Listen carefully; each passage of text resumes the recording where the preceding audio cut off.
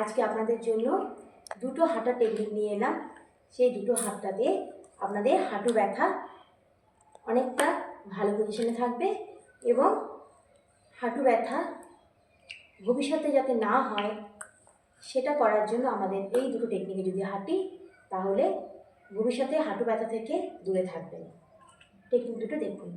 Number 1, প্রথমে পায়ের যে গোড়ালি, এই গোড়ালি দিয়ে হাঁটতে হবে। এইভাবে, ঠিক এইভাবে গোড়ালির উপরে, এইভাবে, ঠিক এইভাবে, এইভাবে।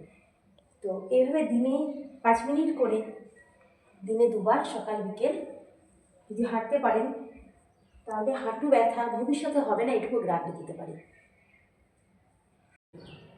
আগে একটা গোড়ালি দিয়ে হেঁটেছিলাম, এক্ষেত্রে পায়ের যে পাতা মানে পায়ের টো, এই পাতার উপর দিয়ে 5 মিনিট এরকমভাবে হাঁটতে হবে।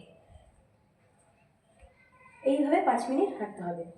এবারে বলি, এই হাঁটাটি আপনারা আপনাদের স্পিড যেরকমভাবে করলে আপনাদের অসুবিধা হবে না, ধীর গতিতেও হাঁটতে পারেন, খুব স্পিডে হাঁটার দরকার নেই, মোটামুটি একটা স্পিডে হাঁটবেন। এইভাবে দিনে 2 বার 5 মিনিট করে যদি হাঁটতে পারেন তাহলে হাঁটু ব্যথা একদম দূরে থাকবে।